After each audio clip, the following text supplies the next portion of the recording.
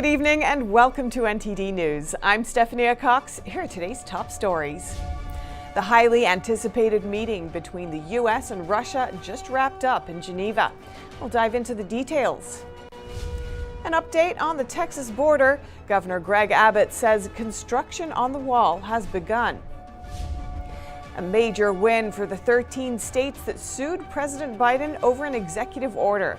A federal judge is halting Biden's pause on oil and gas leases, saying millions of dollars are at risk. There's confidence on Capitol Hill that new antitrust laws will pass with bipartisan support. From Republicans to progressives, lawmakers agree that the big tech monopoly is a threat to the economy that must be broken down. 4th of July celebrations will return to the nation's capital in full swing. Local leaders are urging tourists and residents to enjoy fireworks in person.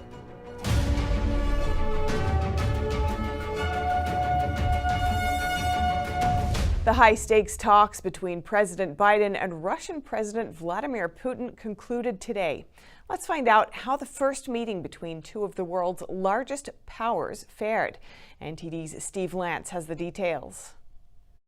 The two world leaders met for approximately 3 hours, with cabinet officials on both sides joining the meetings. Things got off to a bit of a chaotic start at the first photo op, when the press was frantically pushed out by security personnel. Outside of this initial dust-up, this carefully choreographed meeting went on as predictably as anticipated. The details of the meeting were carefully arranged and agreed upon by both sides, with Russian President Vladimir Putin being the first to arrive at the venue so as to not leave President Biden there waiting. This is a power tactic the Russian president has used previously on other world leaders. It was also arranged so that President Putin would give the first press conference following the event so that the U.S. side would be able to know exactly what they were going to say. Some experts say the U.S. did not want to have a joint press conference because of the unpredictability on the Russian side. During Putin's solo press conference after the meetings, he talked about the importance of a healthy dialogue between the two countries. The United States and the Russian Federation have particular responsibility when it comes to strategic stability in the world. This is because we are the two largest nuclear powers. The two sides had some heavy topics to discuss.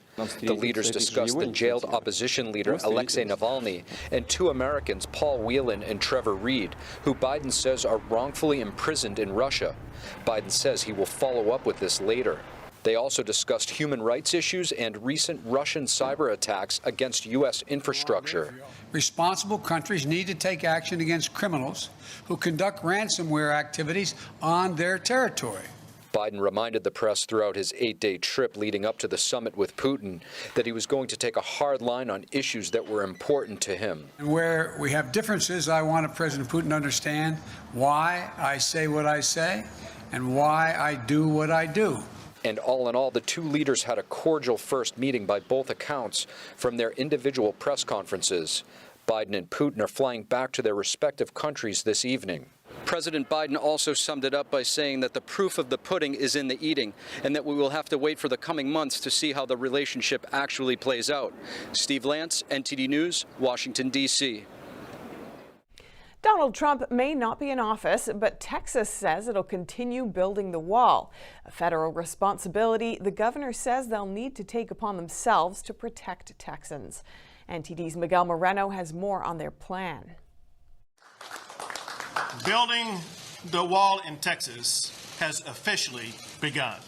The governor says illegal immigration is hurting Texans. Fences of ranchers along the border are being completely decimating, causing border ranchers to lose their livestock or border farmers to lose their crops. Homes are being invaded.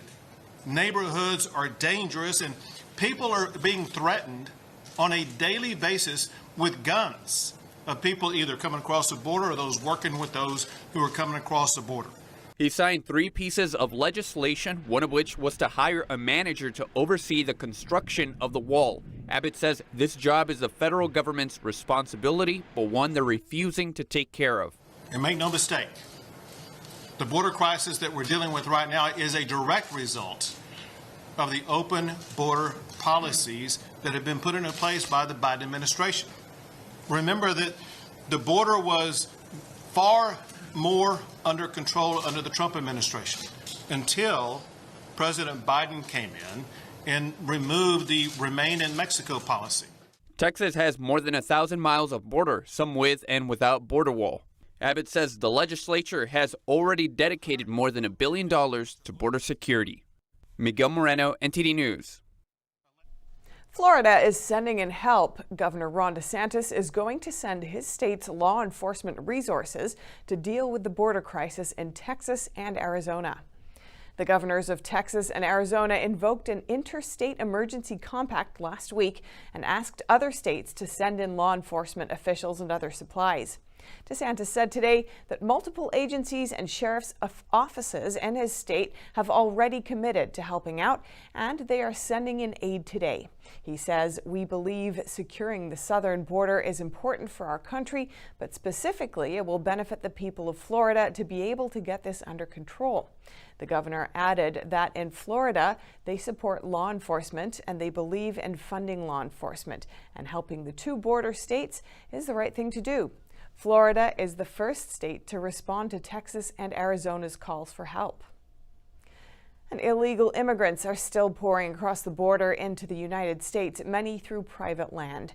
Epoch Times reporter Charlotte Cuthbertson is down at the Texas border. She speaks to local sheriffs who say the damage to private property is getting worse. The sheriffs didn't want to show their faces on camera, but we can share their stories with you. Here's their details based on her report. Kinney County Sheriff Brad Coe says the illegal immigrants crossing through his county used to be respectful and largely stayed away from private property.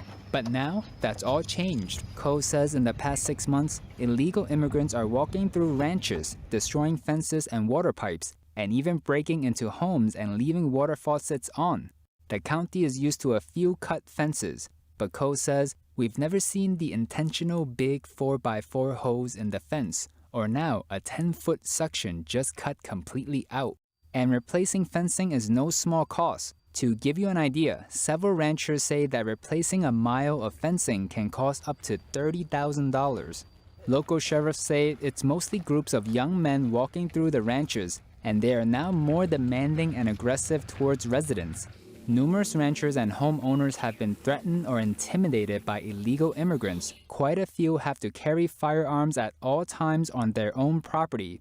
Uvalde County Sheriff Ruben Nolasco says stolen vehicles, burglaries, and crime in general have all risen along with the influx of illegal immigrants this year. He says during vehicle stops, they're finding weapons in most of the cars. Nolasco called the situation nuts and said, "It's a mess, that's what it is, but nobody seems to care about us down here. We're 65 miles away from the border, and they say that everything's okay. No, it's not okay." Coe says he doesn't expect things to slow down before October, as summer is usually the busiest and most dangerous crossing season. A setback for the Biden administration and a win for energy workers. President Biden's pause on oil and gas leases is blocked for now. NTD's Allison Lee reports. U.S. District Judge Terry Doughty in Louisiana is siding with the 13 states that sued Biden over his pause. Doughty granted the state's request for a temporary halt on Tuesday, arguing that the states are likely to win the lawsuit.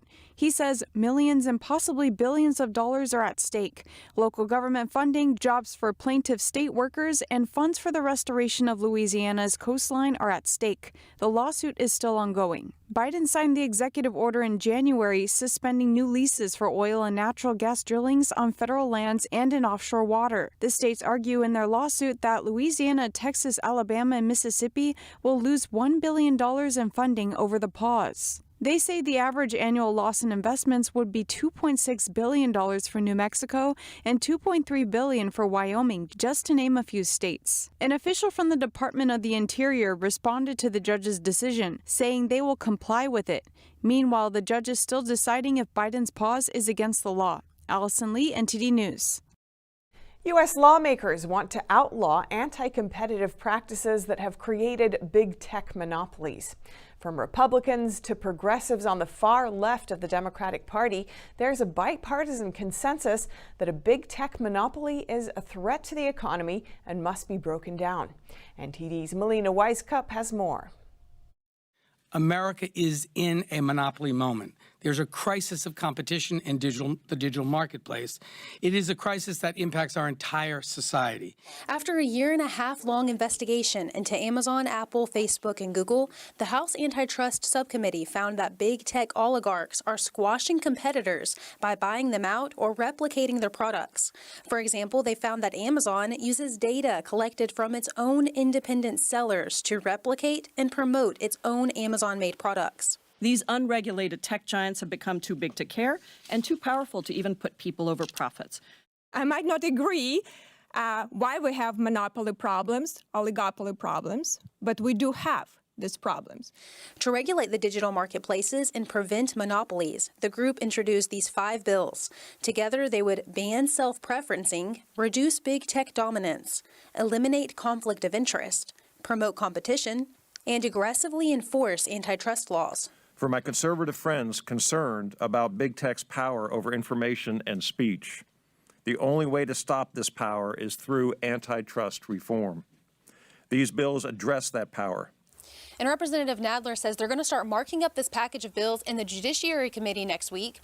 They say that they're pretty confident that they're going to have bipartisan support for this both in the House and the Senate, and this will be a bipartisan effort that will make it to Biden's desk. Reporting in Washington, D.C., Melina Weiskup, NTD News.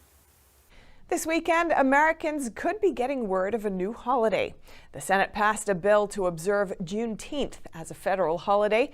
Right now, the House is voting on that bill, which is expected to pass.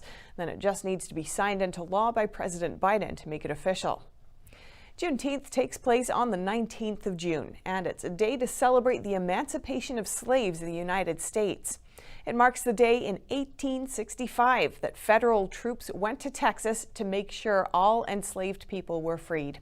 This happened because 2.5 years after the Emancipation Proclamation was signed, the executive order didn't have much impact in Texas. General Gordon Granger then informed the people of Texas on June 19th that all slaves are free. This weekend, there will be music festivals and parades across the U.S. to commemorate the historic day. And here's an update on the 39-year-old facing multiple charges for what appear to have been racially motivated shootings. NTD's Miguel Moreno has more on the detective's testimony. Georgia's Columbus Police Department ended a multi-state 2-day shooting spree over the weekend. 39-year-old Justin Tyron Roberts is accused of shooting and injuring 5 people. Testifying in court, Detective Brandon Lockhart said the suspect was targeting white men, and he was told by the suspect that military-looking white males had taken from him. During the interview, Mr. Roberts expressed his hatred for Roberts told the detective that at some point men were shooting at him in a wooded area with a slingshot and damaged his skin. Police found no injuries on his body. His lawyer said Roberts was suffering from delusions. District Attorney Mark Jones told the Columbus Ledger-Inquirer he thinks otherwise. We got to get this one. It looks like he's trying to do a mental health defense, but I don't see it. I think he's competent. I think the psychologist will say he's competent. And I think he was aware of his surroundings, and I think he knew exactly what he was doing that day. Roberts is facing multiple charges like aggravated assault and gun possession after felony conviction. No murder or hate crime charges as of now, and all 5 victims are expected to recover. Miguel Moreno, NTD News. Over 20 states are standing up for gun rights in California. They're supporting a court's decision that allows residents to own certain types of modern rifles. A court struck down California's ban on these types of guns last month, but now the state is going to appeal the decision to the Ninth Circuit Court of Appeals. Arizona's Attorney General Mark Brnovich is leading the charge to support the lower court's decision. In a court filing, the states claim the types of modern rifles that California banned are common among law-abiding gun owners. The filing also says their use promotes public safety, and it says the rifles are often used for personal protection, target practice, and sport shooting. Some of the states that support the decision include Texas, Ohio, South Carolina, and Tennessee. And education is a hot-button topic these days. In New York City, parents are voicing their concerns with the quality of the public school system. NTD's Christina Kim attended a roundtable event to listen to what issues they want the city's next mayor to pay attention to. We're in downtown New York, where the Manhattan Institute held a roundtable to discuss education in the city. With the mayoral elections coming up, parents are speaking out against some of the most important issues for their children. They tell us some of their concerns are critical race theory, school safety, and keeping gifted programs.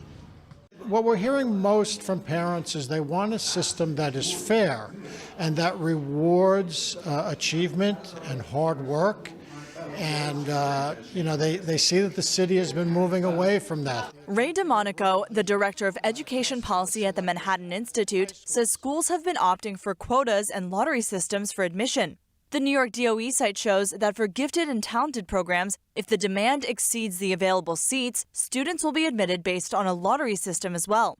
Parents are speaking out on the problems they see. Some say underperforming students need a tailored strategy. One mother says she wants to know those strategies are effective. Schools get funding, but they still have very poor condition, and the students didn't get books or enough books or supplies. So where the money went? Several parents urged a return to traditional education. With paper and pen, have a real book to read instead of having the iPad, because the kids cannot focus. Critical race theory was a fraught topic as well. Many of the parents said the ideology and what's happening with the education system is reminiscent of the Cultural Revolution in China. So teachers hate, it teaches helplessness, and it's not how we want to teach our kids. We want to teach our kids that every individual has the ability to make things better, regardless of how their previous generations were.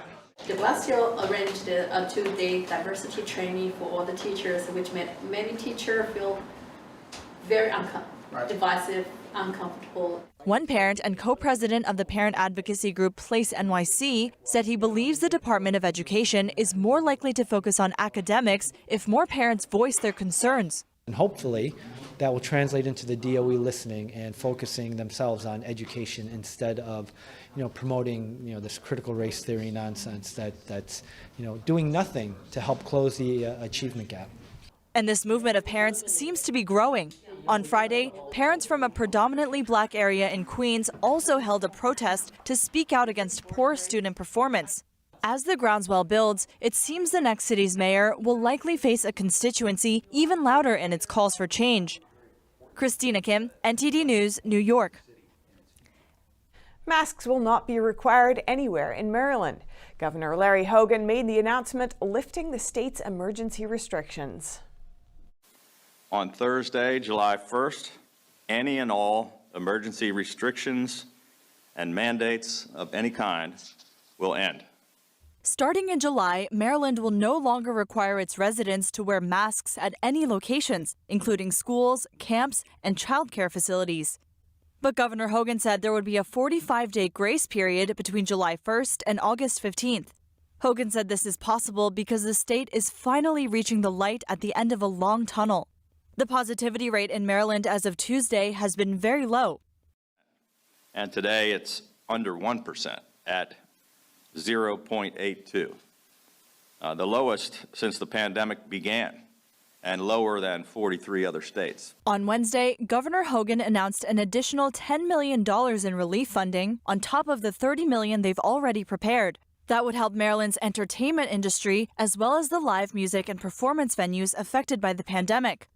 Hogan said in a statement, these awards protect jobs and preserve important cultural institutions in Maryland communities ready to get back to normal. 49 live entertainment venues and 14 promoters will receive the funding.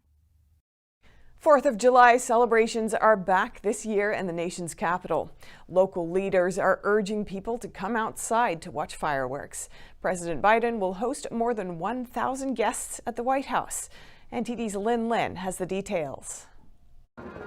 It's official. Washington, D.C. is going to celebrate this July 4th in full swing. The entirely open D.C. has lifted all capacity restrictions. Local leaders are urging tourists and residents to go out and watch the big fireworks at the National Mall. The 17-minute display is set to start at 9:09 p.m. on July 4th, which is a Sunday. However, the National Independence Day Parade is canceled again, 2 years in a row. There will be some smaller-scale in-person parades instead. Meanwhile, President Biden plans to host more than 1,000 essential workers and military families at the White House for a summer of freedom and independence from the virus. Lin, NTD News. Coming up, 2 suspects have been arrested and charged for the murder of a New York City man after intense investigation. A security camera captured the 2 on the scene. And a New York actress passed away after being hit by an electric scooter. Now lawmakers are looking to tighten the penalties for scooter drivers. More soon on NTD News.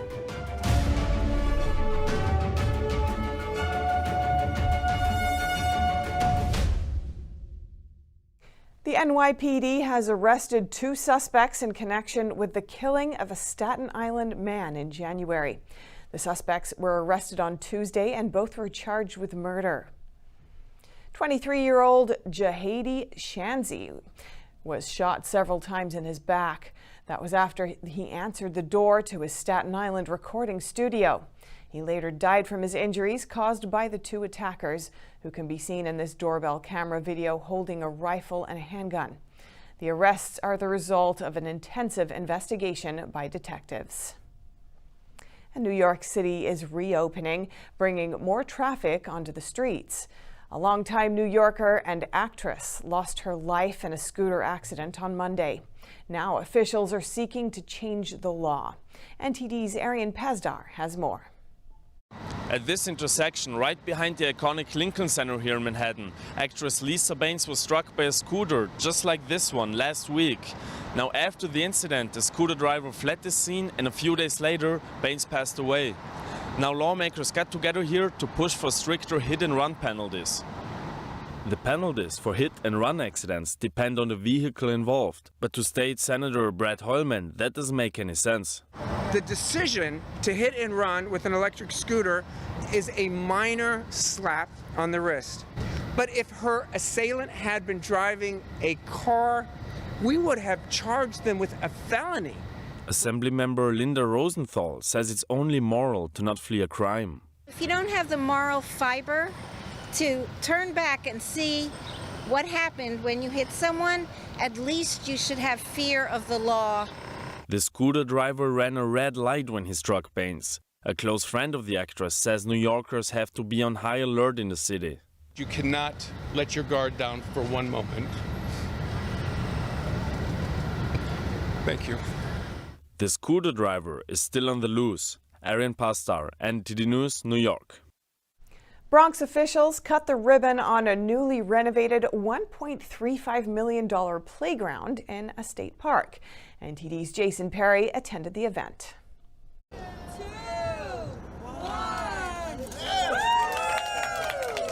Roberto Clemente State Park is located in the Bronx. It has basketball courts, swimming pools, baseball fields, and now a newly renovated playground right next to the Harlem River. A group of teachers and students attended the opening. The Bronx borough president told the kids he used to go to this very same park when he was their age. You boys and girls, this is important and this is personal for me because I used to be you. I used to come to the swimming pool here when I was a kid from the East Bronx. I didn't have enough money to get on the train and buy something to eat, so we used to get on the train, sometimes walk long distances so I can get the French fries here. Council member Vanessa Gibson told the children about Roberto Clemente, the man who the park is named after. He was the first Latino inducted into Major League Baseball's Hall of Fame and a humanitarian. He tragically died in a plane crash on the way to deliver goods to Nicaraguans after an earthquake in 1972. The students listened and waited patiently to go play on the new playground. After the ribbon was cut, they finally got their chance to go down the slides. Staff at a nearby child care center are glad for the kids to have a new place to play. A lot of our playgrounds here in the Bronx and in Manhattan, oftentimes they're not well kept. So kids don't really have a safe place to play, but that's all they have. So the fact that it's going to be taken care of, and we know that the state is going to make sure that it's in good condition, we're excited. The kids were very excited to be the first kids to enjoy this new playground. One place that will also benefit is Luminous Early Childhood Learning Center, and their wall's actually right here next to the playground. Jason Perry, NTD News, New York. And home rental prices are seeing big increases, especially for single-family homes. They just saw the biggest price gains in almost 15 years. NTD's Phil Zoe has the details. Oof, these houses are expensive. And I'm not even talking about buying, but just renting. Single-family rents saw the largest gain in nearly 15 years. Rents are up about 5% since last April. That's more than double its percentage gain last year. Phoenix and Tucson, both in Arizona, saw the highest price increases, up around 10% each. Las Vegas and Atlanta rounded out top 4 with about a 9% gain each. According to a survey by CoreLogic, around half of millennials and baby boomers strongly prefer living in a single-family home that's detached. The rent gains went up in all categories, including low, middle, and higher price rentals. So with home prices continuing to go up and many buyers being priced out, some economists say this hot rental market for single homes may be here to stay. Phil Zoe, NTD News, New York. Summer camps are reopening in all 50 states this summer. It's good news for millions of children. But many camp leaders are worried about a lack of health guidance and a labor crunch. NTD's Evelyn Lee has the story. The Southeast is the first region to kick off summer camps for kids. They'll start this month. Other parts of the country will follow in July. We need to work together this summer to provide our kids with the best summer ever. It's going to be so much joy, so much happiness, so much friendship and learning happening at camp. But the labor shortage means less camp staff, and safety protocols means fewer campers. In normal summers, there are about 26 million campers. We know how to do this, and we've tried to spend our year helping camp directors understand and at a very granular level how to operate camps in COVID-19 from what we've learned. Rosenberg says they're using CCP virus outbreaks at camps last year as learning experiences. Some camps are putting strict mask and social distancing rules in place.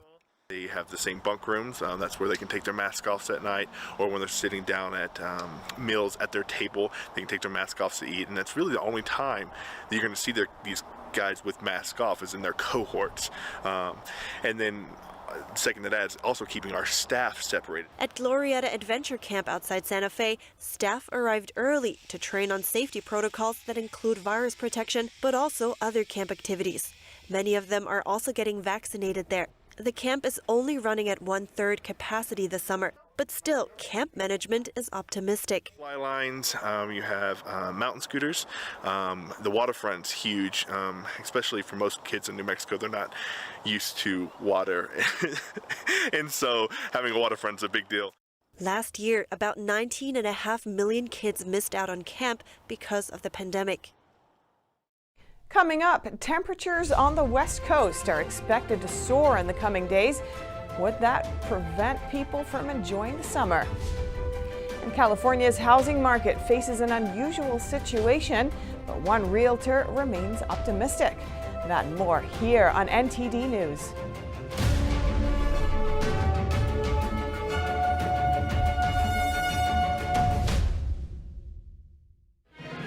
Every once in a while, something comes along, so masterful, it leaves you in awe. So inspiring, it changes your life. So beautiful, you wish it would never end. When that happens, it's something not to be missed. Shen Yun, coming to the Palace Theater, June 26th and 27th. Tickets at shenyun.com/Stamford.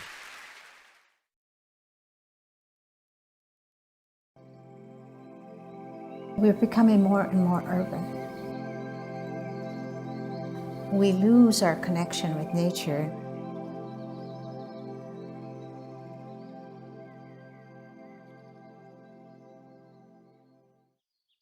This little girl lives in a world of natural beauty, nature all around her. Not everybody has this opportunity.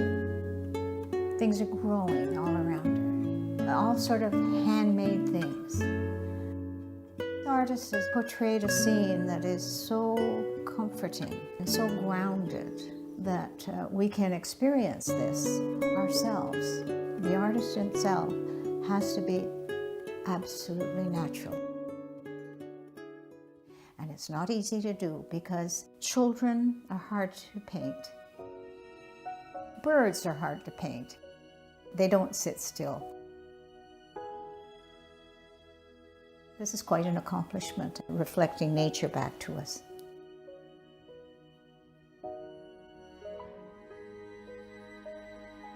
It's just a pure, natural painting.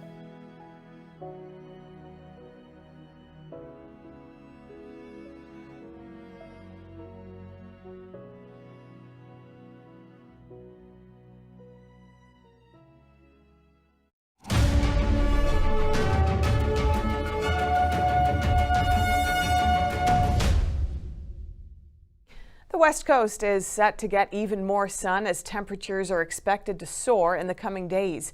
How are people staying cool? NTD's David Lamb brings us more.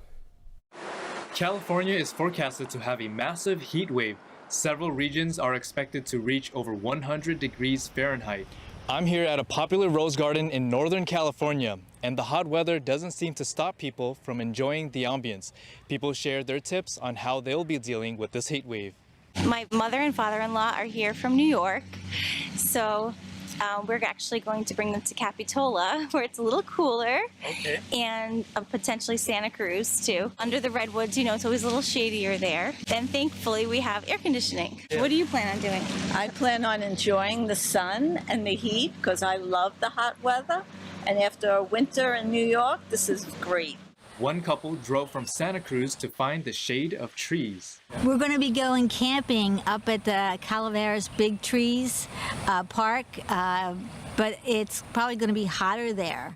Other parts of California, such as Sacramento and Fresno, may see triple-digit temperatures. Medical professionals warn that heat exhaustion happens first. People will actually stop sweating. They will get extremely hot. They can't regulate. And they start getting really confused, and it starts looking like a stroke. So hopefully we catch people earlier, but this continuum we're talking about is a great mimicker. People think, well, let me just take my shirt off. That will cool me down. That actually is not the thing. We want you to have light, cool, breathable fabric. He also recommends a hat and sunscreen. People are asked to conserve energy to avoid power outages, which includes turning off unused lights and appliances. David Lamb, NTD News, California. The pandemic and people leaving the state of California has created an unusual situation in the housing market. One realtor is optimistic about the current housing bubble. Here's NTD's Cynthia Kai with the story. The California housing bubble has created an unusual situation. Houses for sale are receiving upwards of 10 to 20 offers within 8 days. Peter Kam, president of Parkview Properties, attributes this phenomenon to unbalanced supply and demand. He says more people are trying to buy houses due to everyone working from home during the pandemic, but few people are selling houses because of current inflation. The reason why because of the inflation is because the federal government are putting a lot of money out in the market. You know, the relief plan was like 3 trillion, and the second was 2 trillion, and the third one was 1.9 trillion. So altogether, they already have almost $9 trillion out there, you know. An increase in disposable income due to federal stimulus checks has given some people a false sense of security.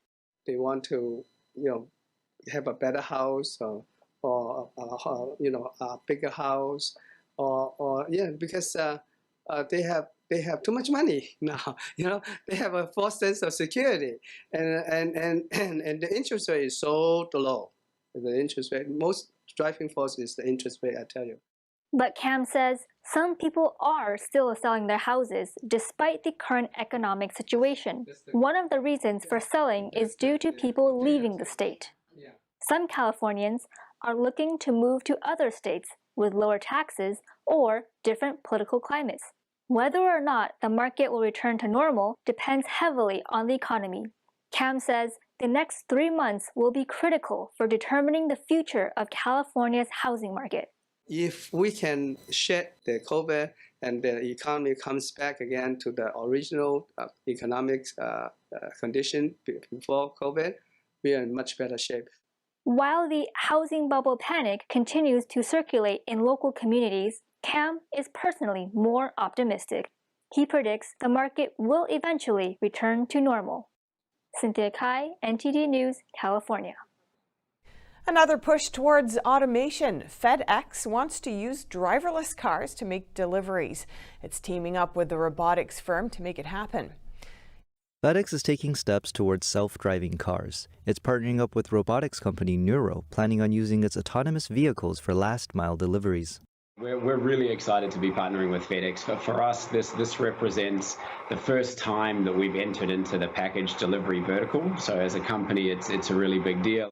They'll test it out in Houston, where Nuro already delivers for Domino's Pizza and Kroger. FedEx hopes to explore different possibilities, such as multi-stop and appointment-based deliveries, as well as using Nuro's cars for late-night deliveries to remote places. Coming up, TikTok can now potentially collect facial and voice data without asking users. Its updated privacy policy now allows it to do it automatically. Find out more on NTD News.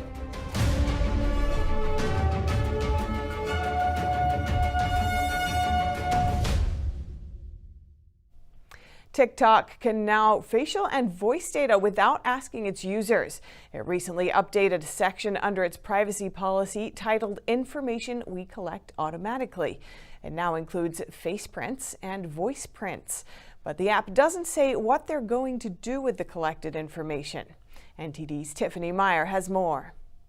TikTok can now collect facial and voice data without users' consent. Its new privacy policy says the app can do it automatically. Recently, the video sharing app updated a section under its privacy policy titled Information We Collect Automatically. It now includes face prints and voice prints. But the app doesn't say what they are going to do with the collected information.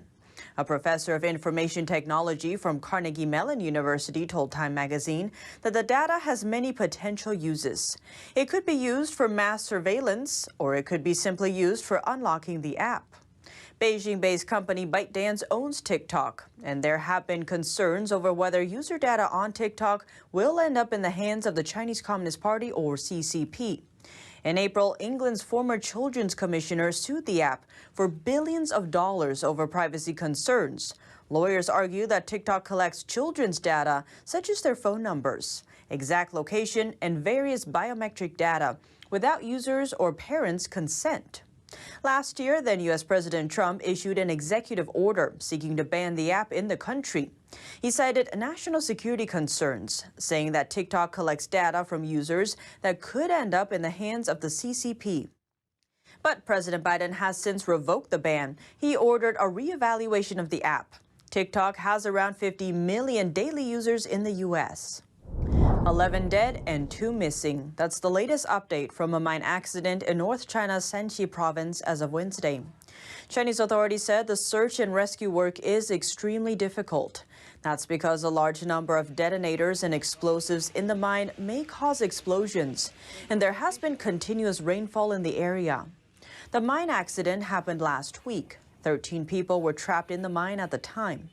Mine accidents are rather common in China. This month alone, authorities have confirmed 3 accidents.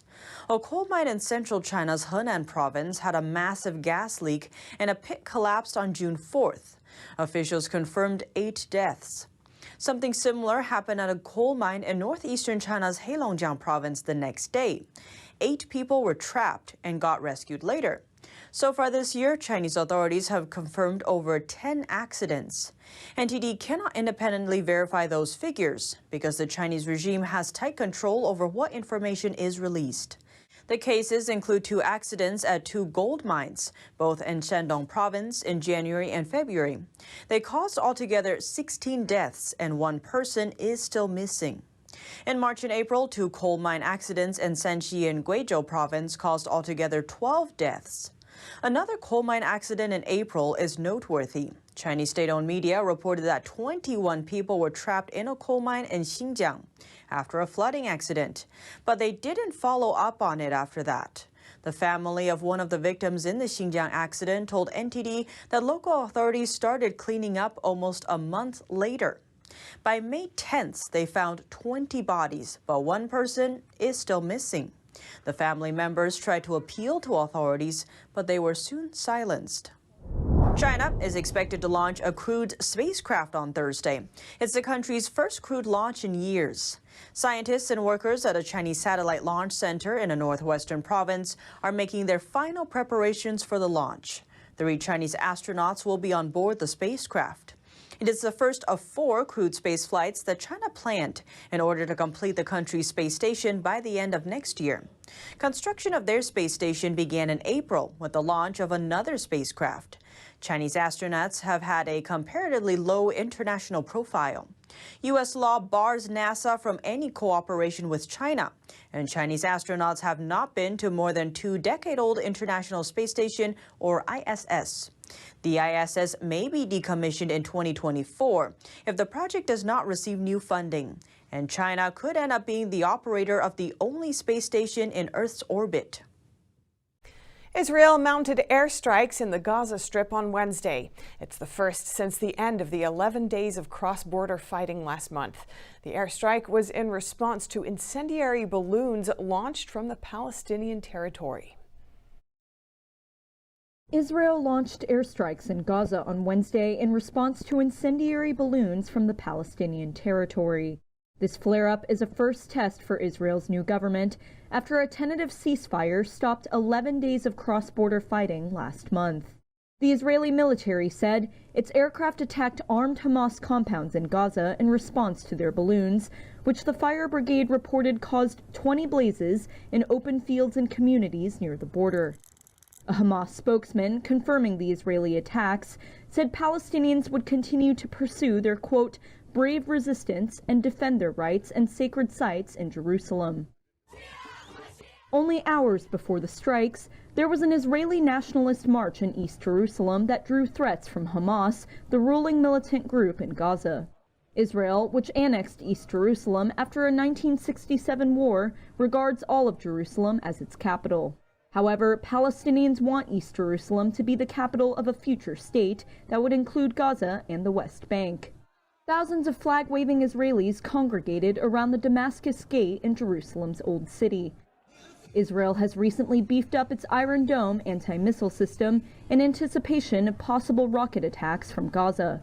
But as marchers began to disperse after nightfall, there was still no sign of rocket fire. Coming up, some soccer teams at the European tournament are kneeling in support of Black Lives Matter.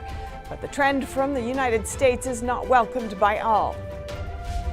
And Israeli school kids are excited to learn that they won't have to wear a mask anymore.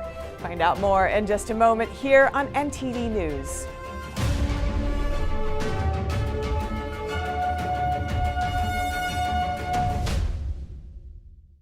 Hi folks, Joe Namath here, and if you're on Medicare, this is important.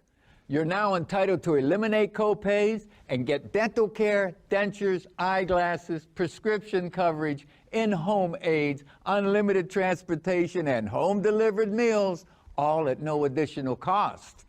Plus, your zip code may have coverage with the Give Back benefit that adds money back to your Social Security check every month. I called to get dental, transportation, meals, and the Give Back benefit.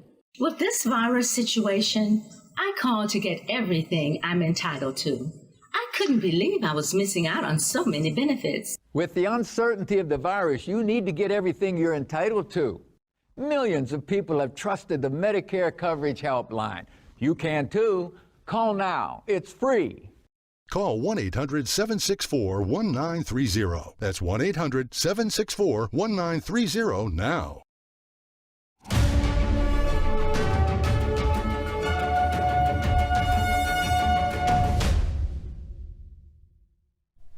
European Union diplomats say EU governments have agreed to add the United States to their list of countries from which they will allow non-essential travel. Ambassadors from the EU's 27 member countries approved the addition of the United States and 5 other countries at a meeting on Wednesday, with the change to take effect in the coming days. Albania, Lebanon, North Macedonia, Serbia, and Taiwan will also be added, while Chinese administrative regions, Hong Kong and Macau will be included with a requirement for reciprocity removed. EU countries are recommended to gradually lift travel restrictions for the current 8 countries on the list: Australia, Israel, Japan, New Zealand, Rwanda, Singapore, South Korea, and Thailand. Individual EU countries can still opt to demand a negative COVID-19 test or a period of quarantine. And the Black Lives Matter group received support from certain European soccer teams. Some players decided to take a knee before each match during the current EU tournament, a move which not all countries agree on. This triggered division not only amidst the stadium audience, but also with the different teams.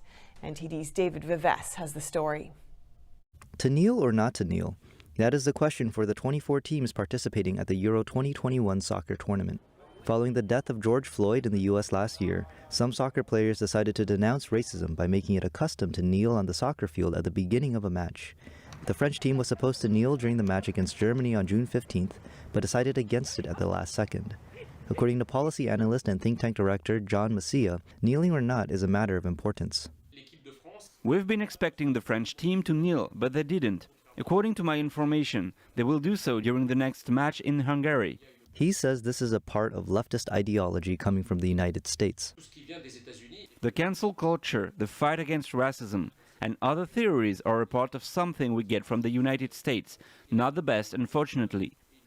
This is something that plagues our universities already.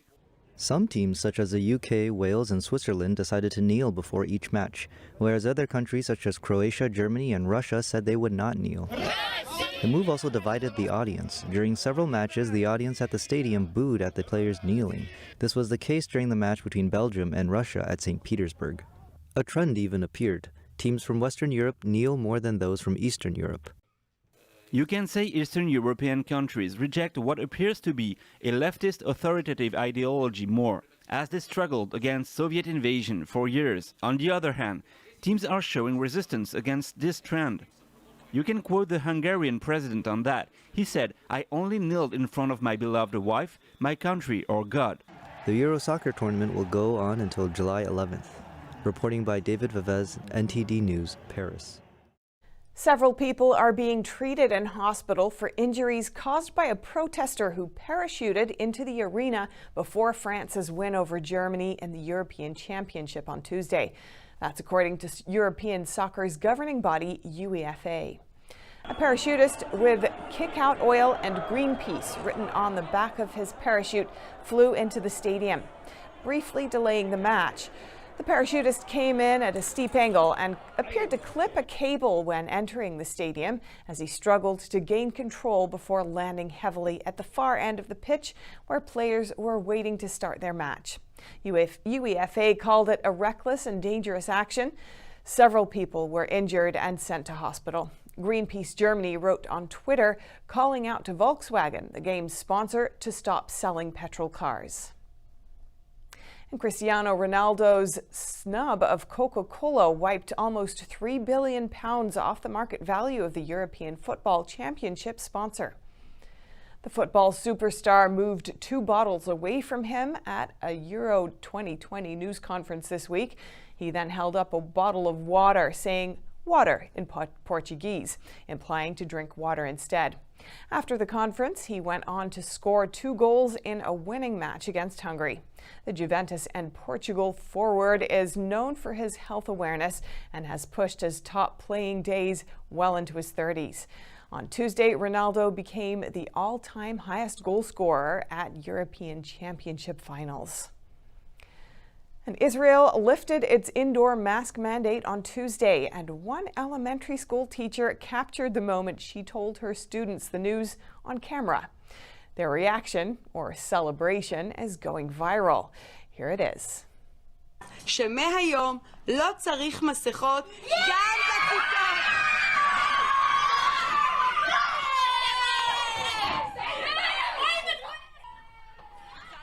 The children ripping off their masks without a moment of hesitation and rejoicing over the news.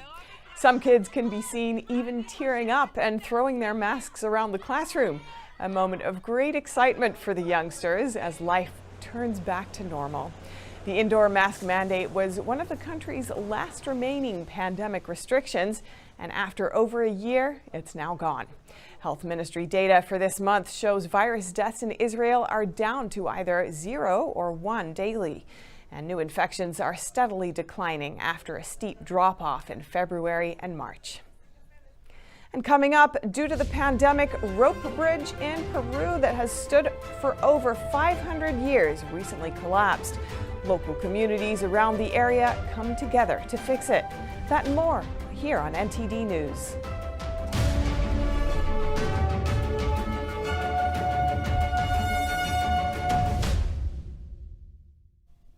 A French engineering teacher is applying for a completely new job, astronaut.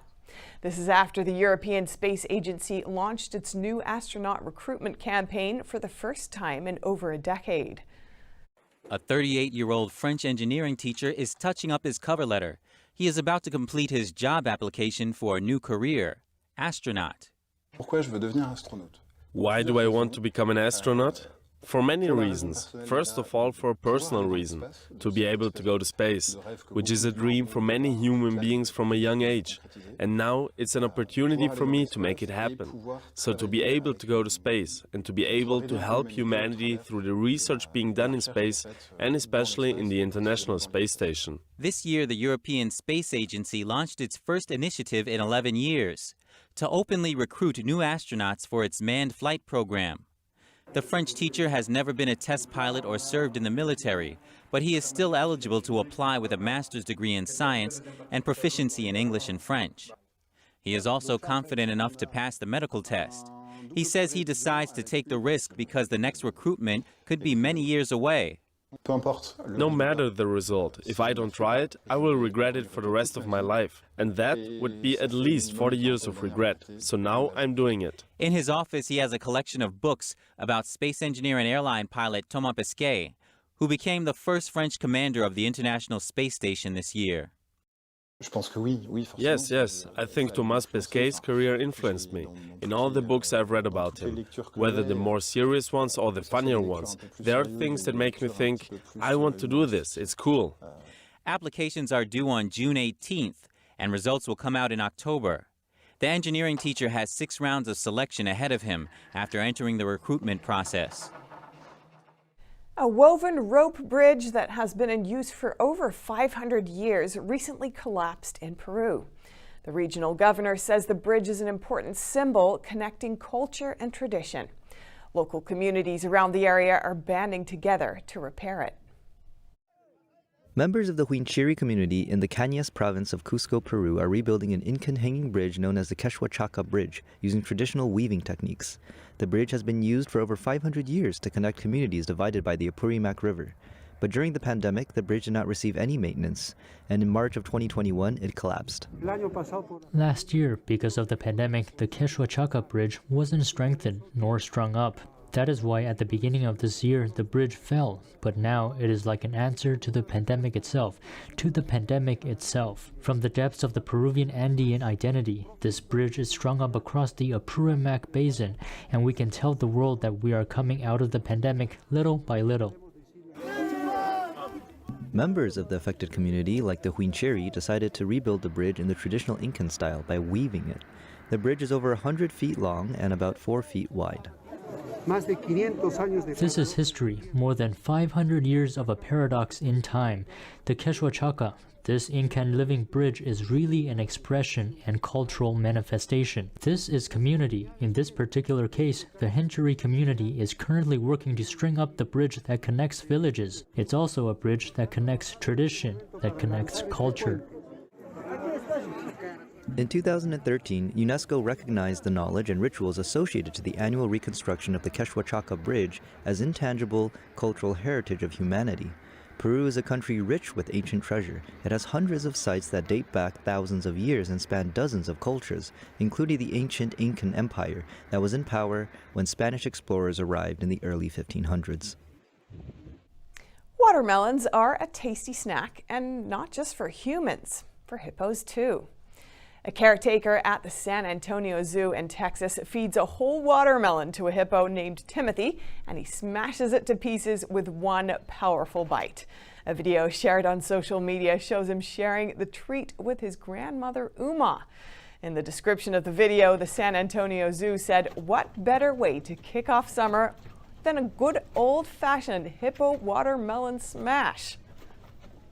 And that's all for today's news. Thanks for tuning in. I'm Stephanie Cox.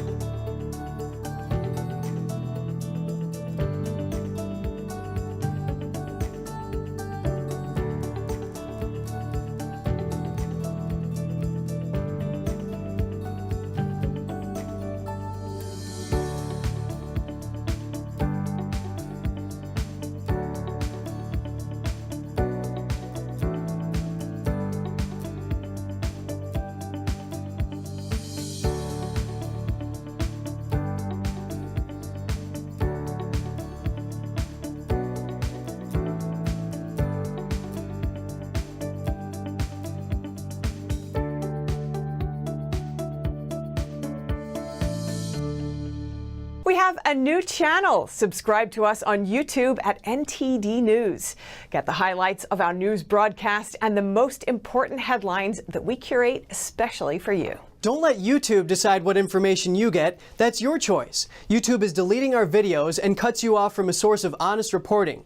Make sure you don't lose access to NTD's news content, and take a quick moment to subscribe to our newsletter so no matter what happens here, you'll keep your access to a trustworthy news source.